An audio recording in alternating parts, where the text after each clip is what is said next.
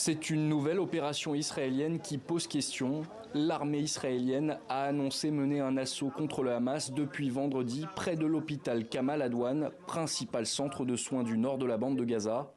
Des témoins ont indiqué à l'AFP que l'hôpital a été évacué de force. Il y avait environ 350 personnes à l'intérieur, dont des médecins, des patients et des civils. Un grand nombre de patients capables de marcher et leurs accompagnateurs, ainsi qu'un grand nombre de médecins, ont été forcés d'évacuer l'hôpital et de se rendre dans un lieu inconnu.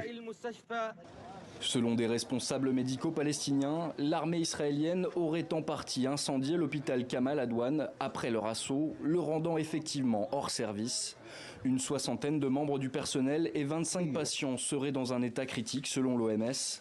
Les autorités sanitaires gazaouis affirment ce samedi qu'Israël détient le directeur de l'établissement.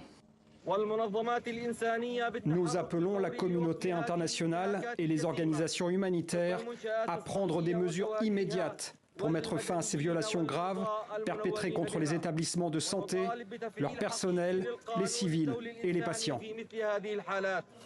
Selon Médecins sans frontières, en novembre, un tiers des hôpitaux de l'enclave fonctionnaient encore partiellement. Avec le retour de l'hiver et la poursuite des opérations militaires israéliennes, la situation humanitaire continue de s'aggraver. Le responsable pédiatrique d'un hôpital de Gaza a annoncé cette semaine que 3 bébés étaient morts à cause du